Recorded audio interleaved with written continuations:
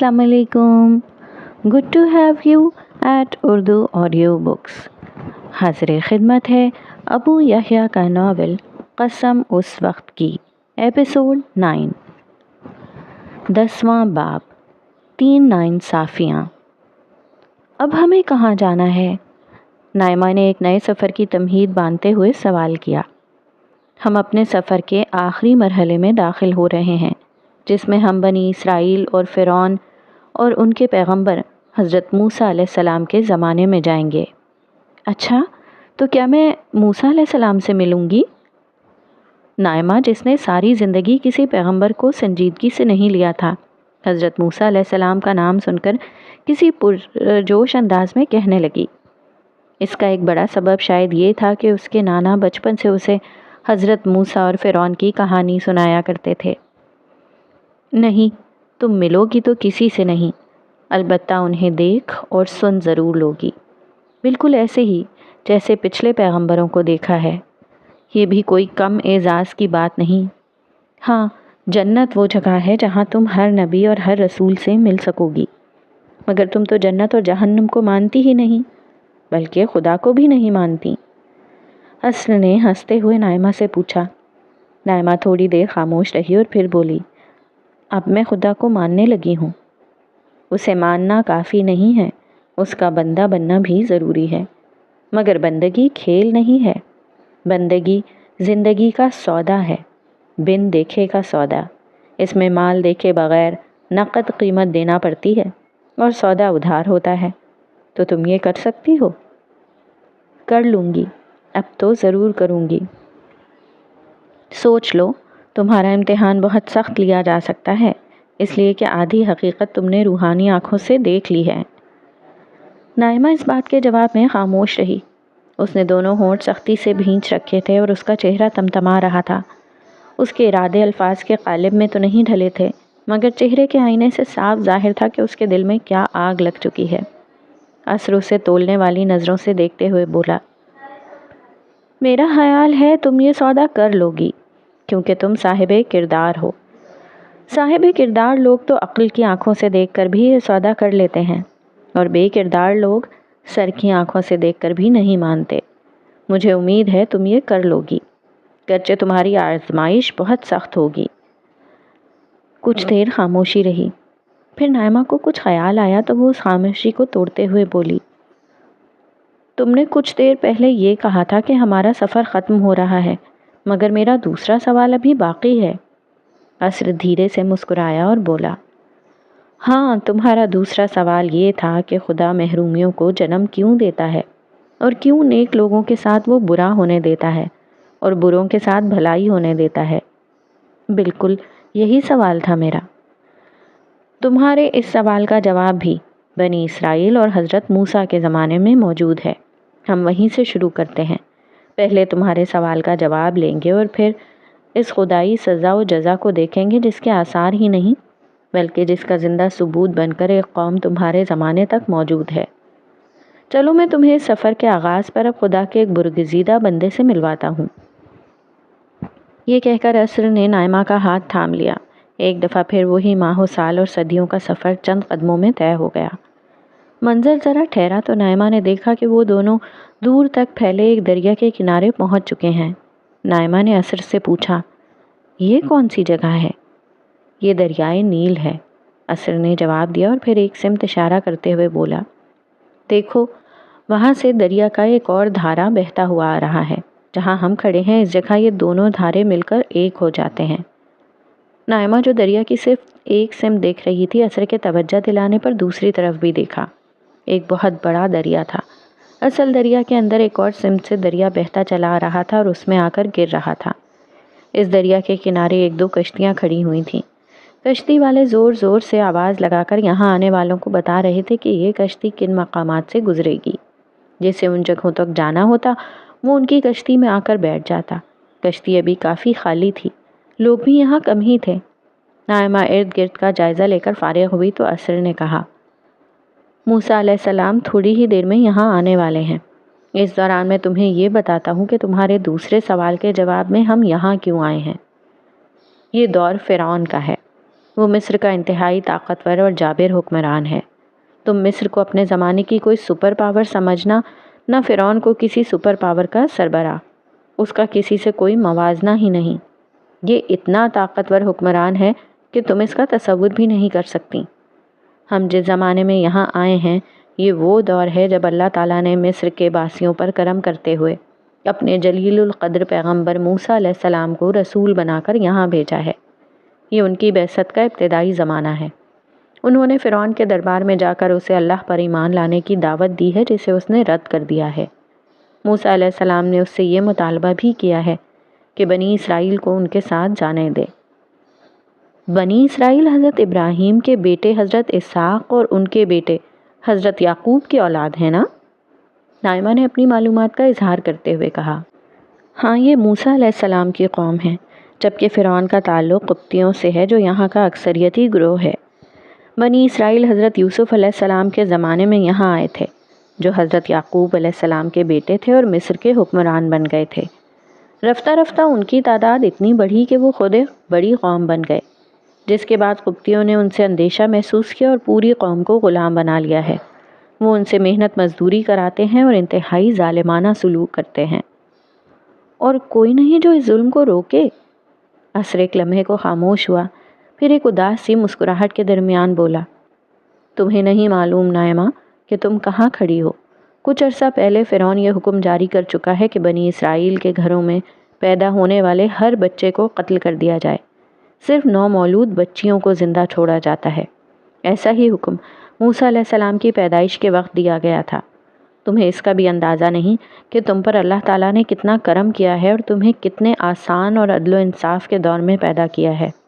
تمہیں معلوم ہے کہ اگر تم اس وقت لوگوں کو نظر آ رہی ہوتی اور کسی طاقتور پناہ میں نہیں ہوتی تو تمہارے جیسی حسین لڑکی کو کوئی بھی زبردستی پکڑ کر اپنی لونڈی بنا لیتا، پھر عمر بھر تمہیں ایک جگہ سے دوسری جگہ بیچا جاتا اور تمہارا مقدر یہی ہوتا کہ تم ایک لونڈی بن کر اپنے آقاؤں کو خوش کرتی رہو۔ تو کیا ہمیشہ ایسا ہوتا رہا ہے؟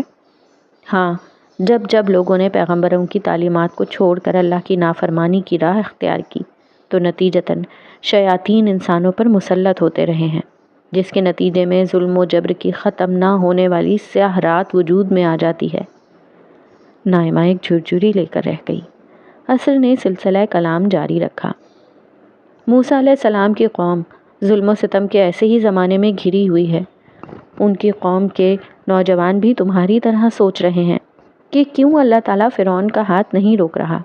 وہ نوجوان حضرت موسیٰ علیہ السلام سے وہی سوالات کر رہے ہیں جو تم کرتی رہی ہو کہ کیوں معصوموں کو قتل کیا جا رہا ہے، کیوں پسے ہوئے بنی اسرائیل کو اور دبایا جا رہا ہے، اللہ تعالیٰ کی اس میں کیا حکمت ہے؟ تو حضرت موسیٰ علیہ السلام نے انہیں کیا جواب دیا؟ انہوں نے اللہ تعالیٰ سے دعا کی ہے کہ وہ انہیں جواب عطا کریں۔ چنانچہ اللہ تعالیٰ نے حضرت موسیٰ کو اس سفر پر بھیجا ہے۔ یہاں ان کی ملاقات اللہ تعالیٰ کے اپنے خصوصی بندے حضرت خضر سے کرائی ہے۔ موسیٰ علیہ السلام کسی بھی وقت یہاں خضر کے ساتھ پہنچنے والے ہیں۔ اس سفر میں اللہ تعالیٰ خضر کے ذریعے سے موسیٰ علیہ السلام کو یہ دکھائیں گے کہ بظاہر ظلم و ناانصافی نظر آنے والے ان معاملات میں جو اللہ تعالیٰ کی طرف سے صادر ہوتے ہیں، اللہ تعالیٰ کی گہری حکمت ہوتی ہے۔ عصر خاموش ہو چکا تھا۔ نائمہ کشتی کی طرف دیکھنے لگی۔ وہ کم و بیش بھر چکی تھی، صرف چند لوگوں کی جگہ بچی تھی۔ وہ بظاہر اس منظر کو دیکھ رہی تھی، مگر اس کے ذہن میں عصر کی باتیں گھوم رہی تھیں۔ وہ دل ہی دل میں اس بات کا شکر ادا کر رہی تھی کہ وہ ایک بہت آسان دور میں پیدا ہوئی ہے۔ اس دور میں تو لوگ دور دراز بھی پیدل سفر کرتے تھے۔ سواریاں اگر تھیں تو جانوروں کی، جن میں مشقت بہت زیادہ ہوتی تھی، اور وہ اس کے زمانے کی تیز رفتار گاڑیوں، بسوں، ٹرینوں اور جہازوں کے مقابلے میں کوئی حیثیت نہیں رکھتی تھیں۔ نائمہ نے ارد گرد دیکھا اور سوچا، اس دور میں لوگ ہسپتالوں اور ڈاکٹروں کے بغیر کیسے جیتے ہوں گے؟ انتہائی سرد اور گرم موسم کا مقابلہ کیسے کرتے ہوں گے؟ پھر اسے خیال آیا، تبھی انسانی آبادی ہر دور میں اتنی کم رہی تھی۔ یہ آبادی کبھی چند کروڑ سے زیادہ نہیں رہی، جبکہ آج انسان اربوں کی تعداد میں موجود ہیں۔ وہ اسی سوچ میں غرق تھی کہ عصر نے دور سے آنے والے دو لوگوں کی طرف اسے متوجہ کرتے ہوئے کہا، یہ آ رہے ہیں ہمارے بزرگ موسیٰ علیہ السلام اور خضر علیہ السلام۔ نائمہ کو دور سے دو افراد آتے ہوئے نظر آئے۔ عصر نے ان کا تعارف کراتے ہوئے کہا، یہ جو ایک بزرگ کی شکل میں نظر آ رہے ہیں وہ خضر علیہ السلام ہیں۔ وہ انسان نہیں ہیں، مگر جس طرح میں تمہارے سامنے انسانی شکل میں آیا ہوں، وہ بھی موسیٰ علیہ السلام کی سہولت کے لیے ان کے سامنے انسانی شکل میں آئے ہیں، جبکہ دوسرے درمیانی عمر کے جو صاحب ہیں جو ان کے ساتھ آ رہے ہیں وہ موسیٰ علیہ السلام ہیں۔ نائمہ نے غور سے ان دونوں کو دیکھا۔ حضرت موسیٰ علیہ السلام ایک انتہائی وجیح اور دراز قد شخص تھے، جبکہ ان کے ساتھ چلنے والے خضر علیہ السلام جو ایک بزرگ کی صورت میں تھے، ان کے چہرے پر ایک خاص نوعیت کا نور تھا۔ وہ دونوں چلتے ہوئے کشتی کے قریب پہنچے اور اس پر سوار ہو گئے۔ عصر نے نائمہ کا ہاتھ تھاما اور خود بھی کشتی پر ان کے قریب جا بیٹھا۔ ان کے بیٹھتے ہی ملاحوں نے ساحل سے بندھی کشتی کو کھولا اور چپو چلانے کے لیے اپنی اپنی جگہ سنبھالی۔ تھوڑی ہی دیر میں کشتی اپنی منزل کی طرف رواں دواں ہو گئی۔ نائمہ عصر سے کچھ پوچھنا چاہتی تھی، مگر وہ لوگ ان دونوں بزرگوں کے اتنے قریب تھے کہ نائمہ کو ڈر لگ رہا تھا کہ کہیں حضرت موسیٰ یا حضرت خضر اس کی کوئی بات سن نہ لیں۔ وہ وقفے وقفے سے کبھی انہیں دیکھتی اور کبھی عصر کو۔ اس کی پریشانی کو بھانپ کر عصر نے کہا، تم بے فکر رہو، ہمیں کوئی نہیں دیکھ سکتا، اس لیے کہ ہم ماضی کے ایک واقعے میں موجود ہیں، اس میں نہ کوئی تبدیلی کر سکتے ہیں اور نہ یہاں مادی طور پر موجود ہیں۔ اطمینان رکھو، ہماری بات بھی کوئی نہیں سنے گا۔ تم یہ سمجھ لو کہ تمہارے زمانے کے حساب سے یہ ایک ویڈیو فلم چل رہی ہے، مگر ہم اس فلم کو باہر سے دیکھنے کے بجائے اس کے اندر آ چکے ہیں اور اس کا حصہ بنے ہوئے ہیں۔ اسی اثنا میں خضر علیہ السلام نے اپنے قدموں کے نیچے لکڑی کے تختے پر ہاتھ رکھا۔ ان کا ہاتھ رکھنا تھا کہ کشتی کے اس حصے کے تختے نکل گئے اور نیچے تک شگاف ہو گیا۔ اس جگہ سے پانی کشتی کے اندر آنے لگا۔ یہ دیکھ کر پوری کشتی میں ہلچل مچ گئی، لوگ چیخنے چلانے لگے، ملاح بھی گھبرا گئے۔ وہ تیزی کے ساتھ کشتی ساحل کی طرف لے جانے کی کوشش کرنے لگے۔ نائمہ بھی بری طرح گھبرا گئی، اس نے عصر کا بازو زور سے پکڑ لیا۔ اسے خوفزدہ دیکھ کر عصر نے کہا، ہمیں کچھ نہیں ہوگا، مطمئن رہو۔ ارے ہمیں کچھ نہیں ہوگا مگر باقی لوگ تو ڈوب جائیں گے، کچھ کرو، نائمہ گھبراہٹ میں چلا کر بولی۔ اس کے چہرے پر ہوائیاں اڑ رہی تھیں۔ بے وقوف لڑکی، یہ دیکھو ہم اس وقت کس کے ساتھ ہیں۔ عصر کی اس تنبیہ پر نائمہ نے موسیٰ علیہ السلام اور حضرت خضر کی سمت دیکھا۔ باقی لوگوں کے برخلاف وہ دونوں اطمینان کے ساتھ بیٹھے ہوئے تھے، البتہ موسیٰ علیہ السلام بار بار ناپسندیدگی کے انداز میں حضرت خضر کو دیکھ رہے تھے۔ صاف لگتا تھا کہ انہیں حضرت خضر کی یہ حرکت کچھ زیادہ پسند نہیں آئی ہے۔ کشتی میں پانی تیزی کے ساتھ بھر رہا تھا۔ ملاح سڑ توڑ کوشش کر رہے تھے کہ کسی طرح کشتی ساحل سے جا لگے، جبکہ کچھ لوگ اپنے پاس موجود سامان سے شگاف بھرنے کی کوشش کر رہے تھے۔ کشتی ابھی ساحل سے بہت زیادہ دور نہیں آئی تھی، اس لیے کچھ جدوجہد کے بعد وہ ساحل تک پہنچنے میں کامیاب ہو گئے۔ لوگ جان بچنے پر اظہار مسرت کرتے ہوئے تیزی کے ساتھ نیچے اترنے لگے۔ آخر میں حضرت خضر اور حضرت موسیٰ بھی نیچے اتر گئے۔ یہ دونوں بھی ان کے پیچھے ہی نیچے اترے۔ نیچے اترتے ہی حضرت موسیٰ علیہ السلام نے حضرت خضر سے کہا، آپ نے کشتی میں شگاف ڈال دیا تاکہ سب کشتی والے ڈوب جائیں، یہ تو آپ نے بڑی سخت حرکت کر ڈالی۔ حضرت خضر نے نرمی سے جواب دیا، موسیٰ، میں نے تم سے کہا نہ تھا کہ تم میرے ساتھ صبر نہیں کر سکتے؟ انہوں نے جواب دیا، میری بھول چوک پر مجھے نہ پکڑیے، میرے معاملے میں آپ سختی سے کام نہ لیں۔ یہ گفتگو کرتے ہوئے وہ دونوں آگے بڑھ گئے۔ نائمہ نے پیچھے مڑ کر دیکھا۔ کشتی کے مالک ملاح رو رہے تھے۔ ان کی نہ صرف آج کی روزی گئی بلکہ اگلے کئی دنوں تک جب تک کشتی کی مرمت نہ ہو جاتی ان کی کمائی ختم ہو چکی تھی۔ وہ دیکھنے میں ہی بہت غریب اور مسکین لگتے تھے۔ یہ صورتحال دیکھ کر نائمہ کو حضرت موسیٰ کی بات بالکل ٹھیک لگی۔ اس نے عصر سے مخاطب ہو کر کہا، حضرت موسیٰ کا اعتراض بالکل ٹھیک تھا، تم دیکھو تو صحیح کتنے لوگوں کی جان خطرے میں پڑ گئی تھی۔ وہ تو خیر بچ گئے، لیکن دیکھو ان غریبوں کا کیا ہوگا، ان کا تو روزگار گیا، کسی نے انہیں پیسے بھی نہیں دیے اور کشتی کی مرمت الگ رہی۔ تم نے حضرت خضر کا جواب نہیں سنا؟ پتہ نہیں وہ کیا کہہ رہے تھے۔ دراصل جب ان دونوں کی ملاقات ہوئی تھی تو حضرت خضر نے موسیٰ علیہ السلام کو بتا دیا تھا کہ آپ میرے ساتھ آ تو رہے ہیں، مگر جو کچھ میں کروں گا آپ اسے برداشت نہیں کر سکیں گے، اور برداشت بھی کیسے کریں گے کیونکہ آپ کو اس پورے معاملے کی خبر ہی نہیں ہوگی۔ اس پر انہوں نے کہا تھا کہ میں انشاءاللہ صبر کروں گا اور کسی معاملے میں آپ کی نافرمانی نہیں کروں گا۔ حضرت خضر نے اس وقت یہ شرط لگا دی تھی کہ آپ مجھ سے کوئی بات اس وقت تک نہ پوچھیں جب تک میں خود اس کا ذکر نہ کروں۔ عصر کی زبانی یہ تفصیل سن کر نائمہ بولی، اچھا، تو اس لیے حضرت موسیٰ علیہ السلام نے کہا تھا کہ میرے معاملے میں سختی نہ کیجیے۔ ان کا اعتراض تو ٹھیک تھا، مگر چونکہ انہیں پہلے ہی خاموش رہنے کا کہا جا چکا تھا اور اس کا وہ اقرار بھی کر چکے تھے، اسی لیے انہوں نے یہ کہا۔ ہاں، تم ٹھیک سمجھی ہو۔ جس دوران میں نائمہ اور عصر یہ گفتگو کر رہے تھے، دونوں بزرگ کافی دور جا چکے تھے۔ عصر نے نائمہ کا ہاتھ تھامتے ہوئے کہا، چلو ہمیں ان کے پاس پہنچنا ہے، اب ایک بہت اہم واقعہ ہونے والا ہے۔ یہ کہہ کر وہ تیز رفتاری کے ساتھ آگے بڑھا۔ نائمہ اس کے ساتھ ہی تھی۔ وہ دونوں بزرگ دریا کے ساتھ ساتھ چلتے ہوئے کافی دور آ گئے تھے۔ جلدی انہوں نے ان دونوں کو جا لیا۔ قریب پہنچنے پر انہوں نے دیکھا کہ ایک معصوم بچہ دریا کنارے کھیل رہا تھا۔ ارد گرد کوئی بھی نہیں تھا۔ غالباً وہ کسی قریبی بستی کا رہائشی تھا۔ ابھی نائمہ اس پورے منظرنامے کو سمجھ ہی رہی تھی کہ حضرت خضر آگے بڑھے اور بچے کو دھکا دے دیا۔ وہ لڑکھڑایا اور پانی میں جا گرا۔ حضرت موسیٰ علیہ السلام یہ دیکھ کر ہکا بکا رہ گئے۔ یہی کیفیت نائمہ کی تھی۔ حضرت موسیٰ علیہ السلام تو خیر پیغمبر تھے اور اچھی طرح جانتے تھے کہ حضرت خضر کون ہے، مگر نائمہ تو ایک عام لڑکی تھی۔ وہ بے اختیار چیخی اور بھاگ کر بچے کو بچانے کی کوشش کرنا چاہی، مگر عصر نے اسے بازو سے کھینچ کر روک دیا۔ پاگل مت بنو، تم کچھ نہیں کر سکتی، تم صرف تماشائی ہو اور کچھ نہیں۔ دوسری طرف حضرت موسیٰ علیہ السلام کے چہرے پر بھی ایک رنگ آ رہا تھا اور ایک جا رہا تھا۔ عملاً تو وہ بھی کچھ نہیں کر سکتے تھے، مگر انسانی قتل کوئی معمولی بات نہیں تھی، وہ بھی ایک معصوم بچے کا۔ وہ تڑپ کر حضرت خضر سے مخاطب ہوئے، آپ نے ایک بے گناہ کی جان لے لی، حالانکہ اس نے کسی کا خون نہیں کیا تھا۔ یہ کام تو آپ نے بہت ہی برا کیا۔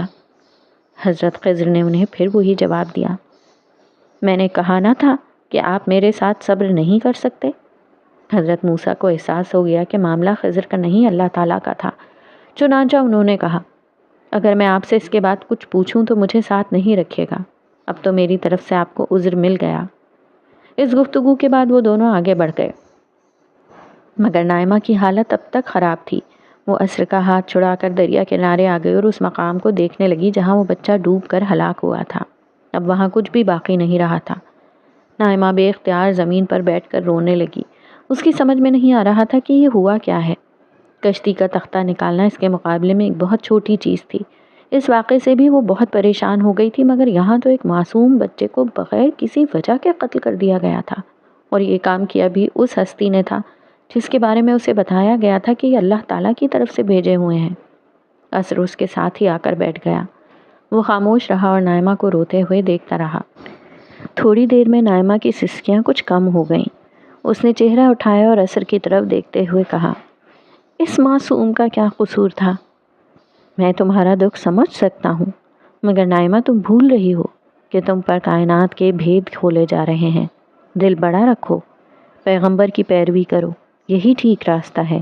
یقین رکھو اللہ تعالیٰ اپنے بندوں پر رائی کے دانے کے برابر بھی ظلم نہیں کرتے۔ نائمہ نے اعتراف میں گردن ہلا لی، مگر سچی بات یہ تھی کہ اس کا دل بالکل بھی مطمئن نہیں تھا، مگر وہ کیا کر سکتی تھی۔ اس نے پوچھا، اب کہاں چلنا ہے؟ بستی میں۔ وہ دونوں بزرگ ایک بستی کی طرف گئے ہیں، آؤ ان کے پاس چلتے ہیں۔ حضرت موسیٰ علیہ السلام اور حضرت خضر علیہ السلام چلتے چلتے ایک بستی میں داخل ہوئے۔ نائمہ اور عصر ان کے پیچھے پیچھے چل رہے تھے۔ اس وقت دوپہر کا وقت ہو چکا تھا۔ بستی کے بازار سے گزرتے ہوئے انہوں نے دیکھا کہ لوگ دوپہر کا کھانا کھا رہے ہیں۔ حضرت خضر ایک نان بائی کے پاس گئے اور اسے بتایا کہ وہ دو مسافر ہیں، زیادہ راہ ان کے پاس نہیں رہا، انہیں کھانا چاہیے۔ نان بائی نے انہیں جھڑک دیا۔ حضرت موسیٰ علیہ السلام خاموشی سے یہ منظر دیکھ رہے تھے۔ پھر حضرت خضر اور بھی کئی دکانوں پر گئے۔ ہر جگہ لوگوں نے انہیں کھانا کھلانے سے انکار کر دیا۔ بازار سے نکل کر کچھ مکان راستے میں ملے، انہوں نے وہاں بھی دروازہ کھٹکھٹا کر کھانا مانگا، مگر لگتا تھا کہ اس بستی کے لوگوں میں رحم، انسانی ہمدردی، مسافروں کا لحاظ اور مروت کا جذبہ سب ختم ہو چکا ہے۔ ایک شخص نے بھی انہیں کھانا نہیں دیا۔ آخرکار چلتے چلتے بستی کا آخری حصہ آ گیا۔ یہاں ایک نیم پختہ مکان بنا ہوا تھا جس کی ایک دیوار منہدم ہونے کے قریب تھی۔ یہاں حضرت خضر رکے، مگر دروازہ کھٹکھٹا کر کھانا نہیں مانگا، بلکہ اس دیوار پر ہاتھ رکھا جو دیوار ایک طرف جھکی ہوئی تھی اور گرنے کے قریب تھی۔ حیرت انگیز طور پر دوبارہ سیدھی ہو گئی اور پہلے سے کہیں زیادہ مضبوطی سے قائم ہو گئی۔ نائمہ حیرت سے یہ تماشا دیکھ رہی تھی۔ حضرت موسیٰ علیہ السلام بھی یہ سب دیکھ رہے تھے۔ دیوار سیدھی ہوتے دیکھ کر انہوں نے حضرت خضر سے کہا، آپ نے اتنے لوگوں سے کھانا مانگا، کسی نے نہیں دیا، آپ چاہتے تو اس گھر والوں سے اجرت میں کھانا ہی کھا لیتے۔ یہ سن کر حضرت خضر نے کہا، بس میرا تمہارا ساتھ اب ختم ہوا، اب میں تمہیں ان باتوں کی حقیقت بتاتا ہوں جن پر تم صبر نہ کر سکے۔ وہ کشتی جس کا تختہ میں نے توڑا کچھ غریب لوگوں کی تھی جو دریا میں محنت مزدوری کر کے اپنا گزارا کرتے تھے۔ وہ نہیں جانتے تھے کہ جس منزل کی طرف وہ جا رہے ہیں وہاں ایک بادشاہ اپنی فوج کے لیے کشتیاں جمع کر رہا تھا۔ یہ کشتی اگر وہاں پہنچتی تو بادشاہ ان غریبوں سے ان کے کمانے کا آسرا ہی چھین لیتا۔ یہ لوگ 1-2 دن میں کشتی ٹھیک کر لیں گے اور دوبارہ اپنا کام شروع کر دیں گے، مگر آج کا حادثہ نہیں ہوتا تو یہ اپنی کشتی سے ہی محروم ہو جاتے۔ رہا وہ لڑکا تو اس کے والدین مومن تھے۔ ہمیں یہ اندیشہ تھا کہ لڑکا بڑا ہو کر والدین کو بہت تنگ کرے گا، یہ کفر و شرک میں مبتلا ہوگا، بری صحبت میں پڑے گا، برے اخلاق کا مظاہرہ کرے گا، والدین کی زندگی جہنم بنا دے گا۔ ہم نے چاہا کہ ان کا رب اس کے بدلے انہیں ایسی اولاد عطا کرے جو اخلاق میں بھی اس سے بہتر ہو اور صلہ رحمی کی توقع بھی اس سے زیادہ ہو۔ اور اس دیوار کا معاملہ یہ ہے کہ یہ مکان 2 لڑکوں کی ملکیت ہے جو اصل میں ان کے باپ کا تھا۔ وہ ایک بہت نیک شخص تھا۔ اس کے انتقال کے بعد وہ شہر میں کسی رشتہ دار کے ہاں منتقل ہو گئے۔ انہیں نہیں معلوم تھا کہ ان کے باپ نے ان کے لیے اس گھر میں اس دیوار کے نیچے ایک خزانہ دفن کر رکھا ہے۔ یہ دیوار گر جاتی تو خزانہ سامنے آ جاتا اور کسی کے ہاتھ لگ جاتا۔ اللہ تعالیٰ نے یہ چاہا کہ یہ دونوں بچے بڑے ہو جائیں، اس مکان میں رہائش اختیار کریں اور اس کے بعد یہ خزانہ انہیں مل جائے۔ میں نے جو کچھ آج تمہارے سامنے کیا اپنی مرضی سے کچھ نہیں کیا۔ بظاہر جو ناانصافی تم نے دیکھی وہ دراصل تمہارے رب کی رحمت کا ظہور تھا۔ یہ ہے حقیقت ان باتوں کی جن پر تم صبر نہ کر سکے۔ نائمہ سر پکڑے ایک درخت کے نیچے بیٹھی ہوئی تھی۔ اثر اس کے ساتھ ہی تھا۔ حضرت خضر کی گفتگو کے بعد اسے چپ لگ گئی تھی۔ وہ دونوں بزرگ اس کے بعد وہاں سے رخصت ہو چکے تھے، البتہ نائمہ وہیں ایک درخت کے نیچے بیٹھ گئی تھی۔ اسے اندازہ ہو گیا تھا کہ اب انہیں ان لوگوں کے ساتھ نہیں جانا تھا۔ وہ کافی دیر سے خاموش تھی۔ آخرکار اثر نے اس خاموشی کو توڑا۔ تمہیں تمہارے دوسرے سوال کا جواب مل چکا ہے۔ اس دنیا میں بارہا ایسا ہوتا ہے کہ اچھوں کے ساتھ بظاہر برائی اور بروں کے ساتھ بظاہر اچھائی ہو رہی ہوتی ہے۔ اس کے پیچھے کوئی انسان نہیں ہوتا بلکہ اللہ کی قدرت ہی سے یہ سب ہو رہا ہوتا ہے۔ اس سے ذہنوں میں یہ سوال ضرور پیدا ہوتا ہے، مگر نائمہ یاد رکھنا، اللہ تعالیٰ کی ساری شفقت اپنے نیک بندوں کے لیے ہوتی ہے۔ وہ ہمیشہ کمزوروں کے ساتھ کھڑے ہوتے ہیں۔ ان واقعات میں تم نے یہ دیکھ ہی لیا ہے۔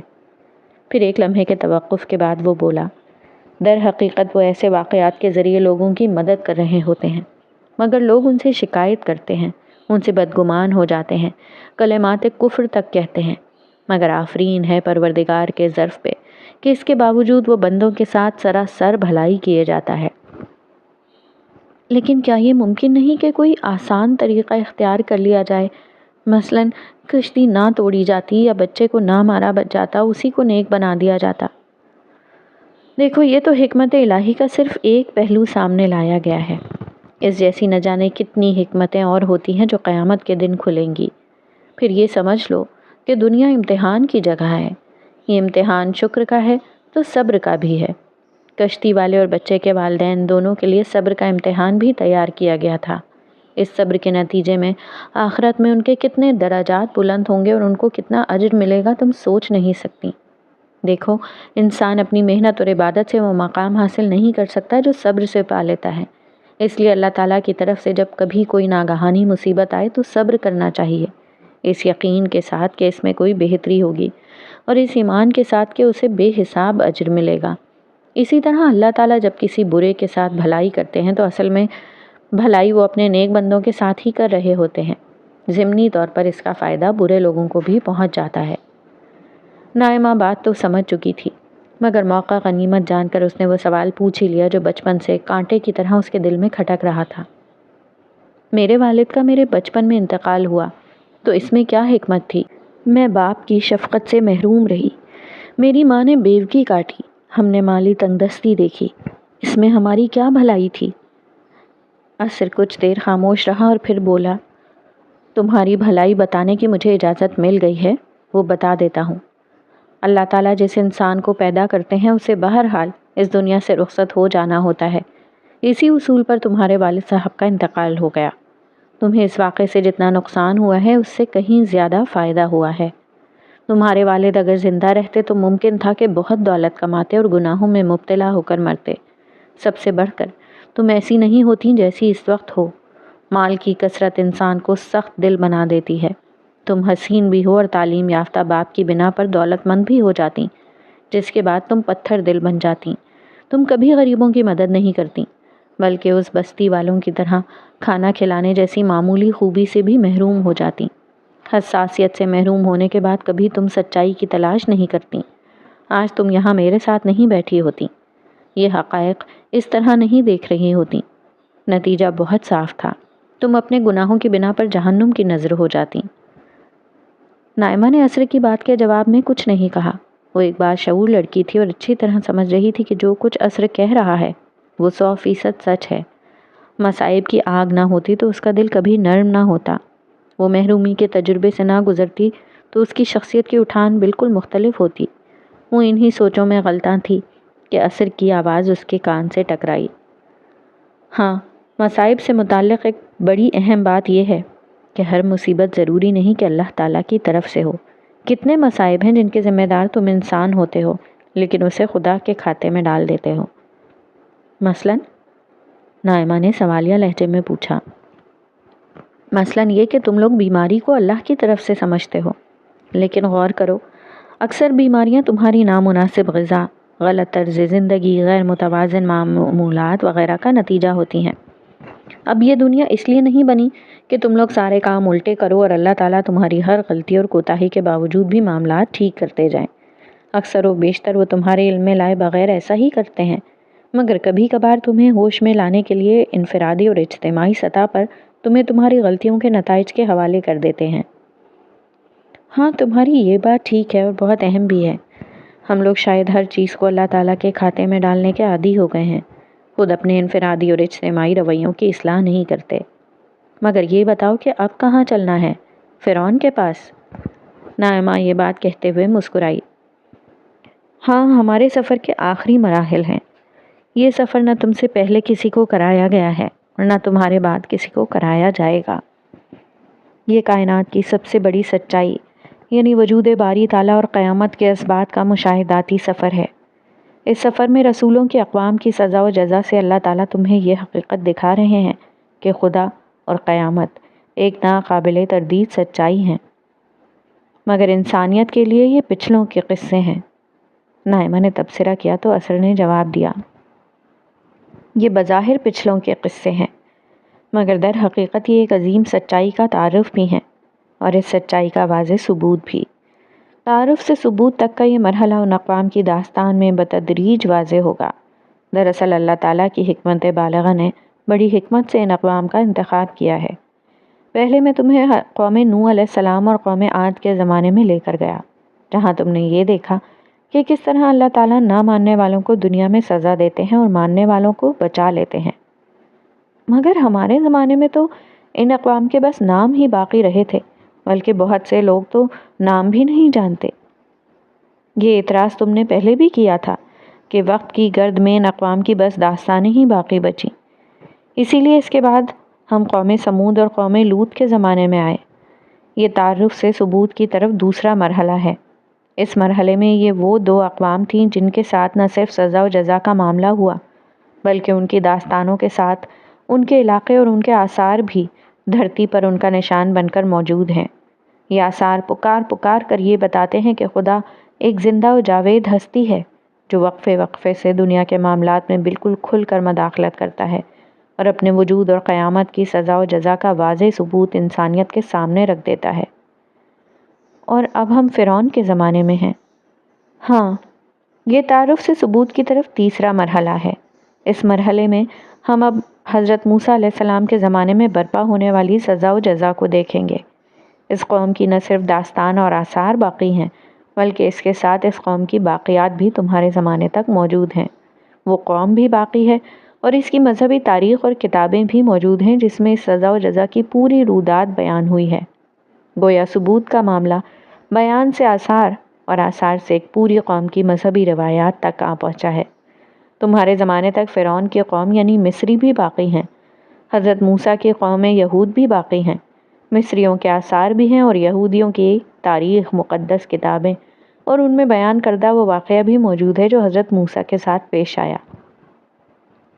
اور حضرت شعیب علیہ السلام کی قوم، اس کا تفصیلی ذکر بھی تو قرآن میں آیا ہے، ہم وہاں کیوں نہیں گئے؟ نائمہ نے اس داستان کے ایک اور ورق کے حوالے سے سوال کیا۔ یہ اسی داستان کے دوسرے مرحلے کا ایک حصہ ہے، یعنی قوم سمود اور قوم لوط والا حصہ۔ یہ لوگ حضرت ابراہیم علیہ السلام کے اولاد میں سے تھے۔ شرک کے ساتھ ملاوٹ اور ناپ تول میں کمی ان کا وتیرہ تھی۔ حضرت شعیب علیہ السلام نے انہیں بہت سمجھایا مگر یہ باز نہیں آئے اور ہلاک کر دیے گئے۔ میں اس قوم میں تمہیں لے کر اس لیے نہیں گیا کہ شرک، رسول کی نافرمانی اور اس کی سزا تم دیکھ ہی چکی ہو۔ رہی ملاوٹ اور ناپ تول میں کمی، تو اس میں تمہاری اپنی قوم ویسے ہی بہت آگے ہے۔ تمہارے ہاں نہ غذا خالص ملتی ہے نہ دوا، تمہیں قوم شعیب علیہ السلام کو دیکھنے کی کیا ضرورت ہے؟ اس عبرت ناک تبصرے کا کوئی جواب نائمہ کے پاس نہیں تھا۔ تمہاری قوم کے حالات اس وقت تک نہیں بدلیں گے جب تک تم لوگ قوم شعیب کی روش نہیں چھوڑو گے۔ ان کے لینے اور دینے کے پیمانے بالکل جدا تھے۔ یہی تمہاری قوم کا اوپر سے نیچے تک مسئلہ ہے۔ خیر، اب ہم حضرت شعیب علیہ السلام کی قوم کے بچے ہوئے حصے کی طرف ہی جا رہے ہیں۔ حضرت شعیب علیہ السلام کی قوم پر جب عذاب آیا تو ان پر ایمان لانے والے لوگ بچا لیے گئے، لیکن وہی ہوا جو پہلے بھی ہوتا رہا ہے کہ بعد میں آنے والی نسلیں اخلاقی بگاڑ کا شکار ہوتی چلی گئیں۔ یہ قوم شعیب کے نجات پانے والے گروہ کے ساتھ ہوا۔ مدین میں ان کا ایک قبیلہ حضرت موسیٰ علیہ السلام کے زمانے میں آباد تھا۔ ہم وہیں جا رہے ہیں۔ 11واں باب، سچائی کی قیمت۔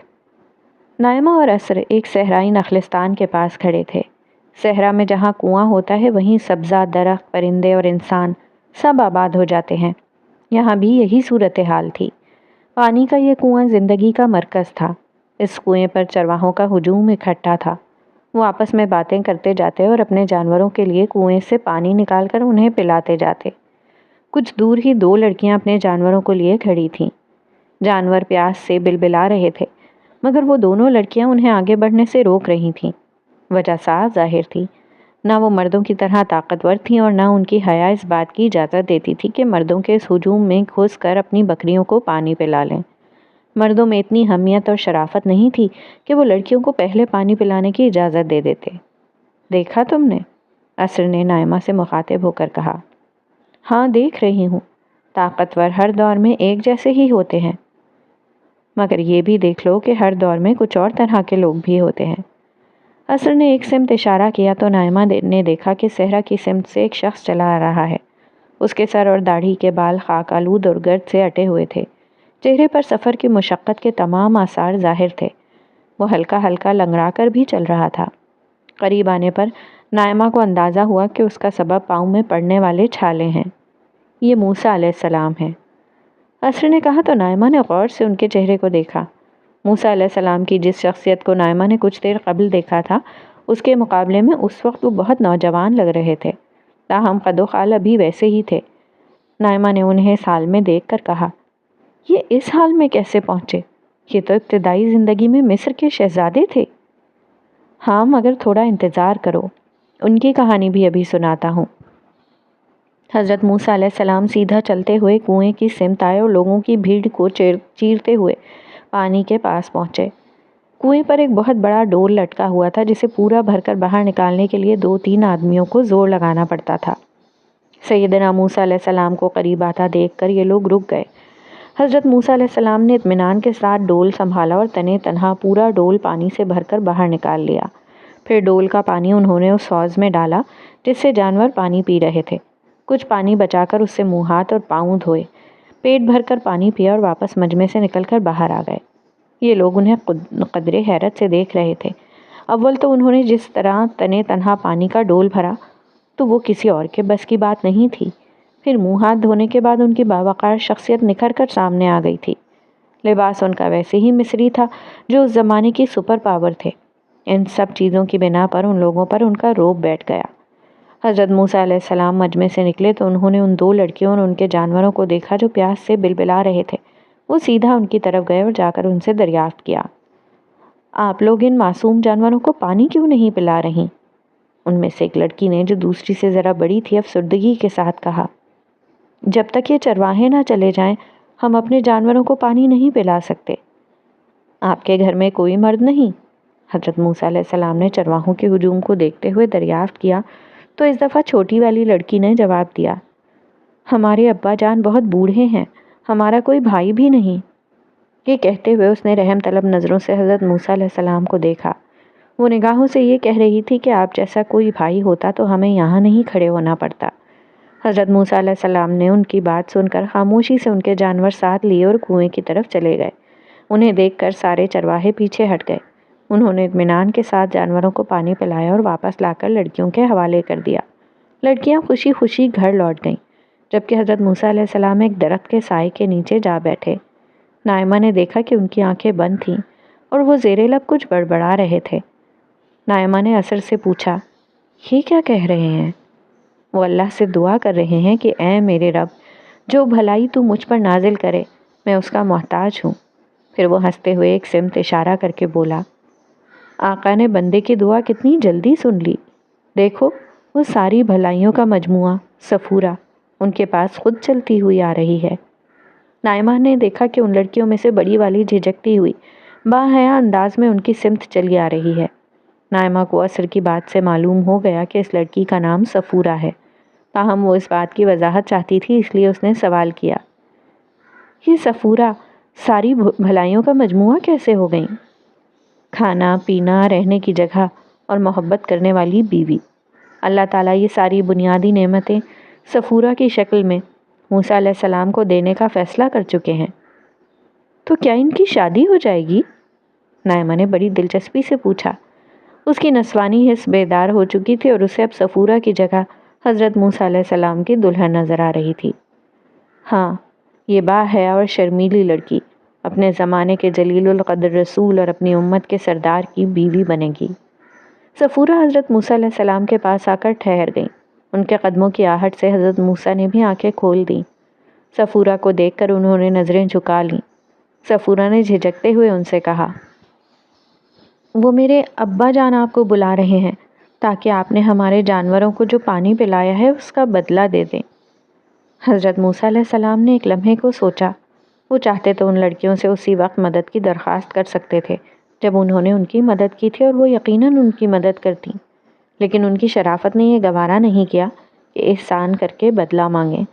انہوں نے انسانوں کے بجائے ان کے رب سے مانگا تھا، مگر اب ان پر یہ بات اچھی طرح واضح تھی کہ اس لڑکی کو اللہ تعالیٰ نے بھیجا ہے۔ اس وقت اسے منع کر کے ناشکری ہوگی، چنانچہ وہ خاموشی سے اٹھ کر کھڑے ہو گئے۔ وہ دونوں وہاں سے چلے گئے۔ نائمہ وہاں اثر کے ساتھ کھڑی رہ گئی۔ اس نے اثر سے پوچھا، حضرت موسیٰ علیہ السلام یہاں اس حال میں کیسے پہنچے؟ یہ تو تم جانتی ہو کہ جب حضرت موسیٰ پیدا ہوئے تو اس زمانے کے فرعون نے حکم جاری کر دیا تھا کہ بنی اسرائیل کے لڑکوں کو پیدائش کے بعد قتل کر دیا جائے۔ جب حضرت موسیٰ پیدا ہوئے تو ان کی والدہ بہت پریشان تھیں، مگر پھر اللہ تعالیٰ نے ان کی رہنمائی کی، جس کے بعد ان کی والدہ نے انہیں ایک ٹوکری میں دریائے نیل میں بہا دیا۔ اللہ کی قدرت سے یہ ٹوکری فرعون کی ملکہ حضرت آسیہ تک جا پہنچی۔ انہوں نے انہیں دریا سے نکال کر اپنا بیٹا بنا لیا۔ یہ تو اللہ نے عجیب طریقے سے ان کی زندگی بچائی۔ نائمہ نے حیرت سے کہا، ان کی زندگی ہی نہیں بچائی بلکہ ان کو ان کی والدہ کے پاس بھی لوٹا دیا۔ وہ کیسے؟ وہ ایسے کہ حضرت موسیٰ علیہ السلام نے دائیوں کا دودھ پینے سے انکار کر دیا۔ حضرت موسیٰ کی بڑی بہن جو ٹوکری کے ساتھ چلتی ہوئی آئی تھیں اور جانتی تھیں کہ ان کا بھائی ملکہ کے پاس ہے، انہوں نے محل والوں کو اپنی والدہ کے بارے میں بتایا۔ چنانچہ جب موسیٰ کو ان کی ماں کے پاس لایا گیا تو انہوں نے اطمینان سے دودھ پی لیا۔ اس پر ملکہ نے حضرت موسیٰ کو رضاعت کے لیے ان کی والدہ ہی کے حوالے کر دیا۔ پھر انہوں نے مصر کیوں چھوڑا؟ نائمہ نے دریافت کیا تو اثر نے اس واقعے کی تفصیل بھی کرنی شروع کر دی۔ حضرت موسیٰ علیہ السلام بیک وقت ایک مصری شہزادے بھی تھے اور اپنی ماں کے تعلق کے حوالے سے بنی اسرائیل کے بھی ایک فرد تھے، اس لیے وہ بنی اسرائیل کی مدد کرتے رہتے تھے۔ ان کے جوان ہونے کے بعد ایک دفعہ ایک یہودی کا مقامی مصری سے جھگڑا ہو گیا۔ وہ مصری اسے پیٹنے لگا۔ اسی اثنا میں حضرت موسیٰ وہاں سے گزرے اس یہودی نے حضرت موسیٰ علیہ السلام کو مدد کے لیے بلایا۔ حضرت موسیٰ علیہ السلام اسے بچانے آگے بڑھے تو مصری نے ان پر حملہ کر دیا۔ حضرت موسیٰ علیہ السلام نے اسے ایک مکہ مارا تو اس کا کام تمام ہو گیا۔ اچھا، تو اس لیے مصری ان کے دشمن ہو گئے؟ نائمہ نے کہا۔ ہاں، مگر اس روز یہ بات چھپی رہ گئی کہ یہ قتل کس نے کیا۔ دوسری طرف حضرت موسیٰ علیہ السلام نے اللہ تعالیٰ سے بہت معافی مانگی۔ اگلے دن وہ اسی جگہ سے گزرے تو دیکھا کہ وہی یہودی ایک دوسرے مصری سے لڑ رہا تھا۔ انہیں دیکھ کر اس نے انہیں مدد کے لیے پھر پکارا۔ اس دفعہ حضرت موسیٰ علیہ السلام پر واضح تھا کہ یہ خود ہی شریر شخص ہے جو ہر روز کسی نہ کسی سے لڑتا ہے، مگر چونکہ وہ پٹ رہا تھا اس لیے وہ یہ کہہ کر اسے بچانے کے لیے آگے بڑھے کہ تو بڑا گمراہ شخص ہے۔ یہ سن کر وہ سمجھا کہ آج مجھے ایک مکہ پڑے گا اور میرا بھی کام تمام ہو جائے گا۔ تھا تو وہ شریر ہی، اسی لیے چلا کر بولا کہ موسیٰ، جیسا تم نے کل ایک مصری کو مارا تھا آج تم مجھے مارنا چاہتے ہو۔ چنانچہ قتل کا راز فاش ہو گیا اور دربار مصر میں ان کے خلاف سازشوں کا سلسلہ شروع ہو گیا۔ محل میں ان کے ہمدردوں نے انہیں ان سازشوں کی اطلاع دی اور فوراً مصر چھوڑنے کا مشورہ دیا، جس کے بعد وہ تنہے تنہا صحرائے سینا عبور کرتے ہوئے مدین آ پہنچے۔ اب میں سمجھی اتنا لمبا سفر انہوں نے اکیلے کیوں طے کیا تھا۔ ہاں، اور نائمہ اب یہ سمجھ لو کہ میں تمہیں یہ سب کچھ کیوں بتا رہا ہوں۔ یاد رکھنا، اللہ تعالیٰ اپنے صالح بندوں کو کبھی تنہا و بے آسرا نہیں چھوڑتے۔ تم نے حضرت موسیٰ کی سیرت کو دیکھا کہ کس طرح انہوں نے اجنبی لڑکیوں کی مدد کی، مگر ان لڑکیوں سے نہ بے تکلف ہونے کی کوشش کی نہ مدد مانگی، حالانکہ خود بہت سخت ضرورت مند تھے۔ اسی انسانی ہمدردی کے اصول پر انہوں نے اس یہودی کی جان بچائی تھی جس نے ان کا راز فاش کر کے انہیں اتنی مشکل میں ڈال دیا، مگر اس سے کوئی بدلہ لینے کے بجائے وہ ملک چھوڑ کر صحرا پار آ گئے۔ کیسی عظیم سیرت ہے نائمہ! اسی سیرت و کردار کے لوگوں کو تلاش کرنے کے لیے اللہ تعالیٰ نے انسانی دنیا کا یہ پورا نظام بنایا ہے۔ انہوں نے انسانوں کو اختیار اور ارادہ دے کر پیدا کیا ہے، پھر خود پردہ غیب میں مستور ہو گئے۔ اب ایک طرف انسانی مفادات اور خواہشات ہیں اور دوسری طرف انسان کی فطرت اور ضمیر کی رہنمائی۔ کچھ لوگ ہوتے ہیں جو ان چرواہوں کی طرح شرافت اور حمیت سے محروم ہوتے ہیں، کچھ فرعون اور اس کے حواریوں کی طرح ظلم کو اپنا وتیرہ بنا لیتے ہیں، مگر کچھ صفورہ کی طرح حیا اور صبر پر قائم رہنے والے ہوتے ہیں، اور کچھ موسیٰ علیہ السلام کی طرح بدترین حالات میں بھی اعلیٰ ترین انسانی کردار کا مظاہرہ کرتے ہیں۔ یہی لوگ اللہ کے محبوب ہیں جنہیں وہ جنت میں ہمیشہ کے لیے اپنے پڑوس میں جگہ دیں گے، جبکہ ظالموں کو جہنم کے قید خانے میں پھینک دیا جائے گا۔ مگر اس خدائی اسکیم کے نتیجے میں زندگی کتنی مشکل ہو جاتی ہے۔ مگر اس کے بغیر بہترین لوگوں کو نہیں چنا جا سکتا۔ اگر اللہ تعالیٰ یہ فیصلہ اپنے علم کی بنیاد پر کر دیتے تو ہر جہنمی سخت احتجاج کرتا کہ اسے ناحق سزا دی جا رہی ہے، مگر اب جب قیامت قائم ہوگی تو ہر جنتی اور ہر جہنمی میرٹ پر اپنے اپنے انجام کو پہنچیں گے۔ مگر اثر اللہ کا یہ منصوبہ تو اکثر انسانوں کے علم میں نہیں ہے۔ دیکھو، یہ منصوبہ لوگوں کے علم میں آ جائے تو اچھی بات ہے، معاملہ بالکل واضح ہو جاتا ہے، مگر نہ آئے تو عملاً اس سے انسانوں کے عمل پر کوئی اثر نہیں پڑنا چاہیے۔ انسانوں کا عمل خیر و شر اور سزا و جزا کے ان تصورات پر مبنی ہے جو ہر انسان کی فطرت میں ودیت ہیں۔ اثر ایک لمحے کو رکا اور بولا، یہ بات بہت اہم ہے، اسے اچھی طرح سمجھ لو۔ ہر انسان کو اللہ تعالیٰ نے بنیادی رہنمائی کے ساتھ پیدا کیا ہے۔ انسان خیر و شر اور اچھے برے سے خوب آگاہ ہیں۔ مثلاً ہر شخص جانتا ہے کہ سچ اچھی اور جھوٹ بری بات ہے، دوسروں کی جان مال آبرو محترم ہے۔ اسی طرح انسان جانتے ہیں کہ اچھے برے پر سزا و جزا ہونی چاہیے۔ اسی اصول پر انہوں نے جرم و سزا، عدالت، قانون اور انعام و اکرام کا پورا سلسلہ بنا رکھا ہے۔ انسان اپنا پورا نظام اسی اصول پر چلاتے ہیں۔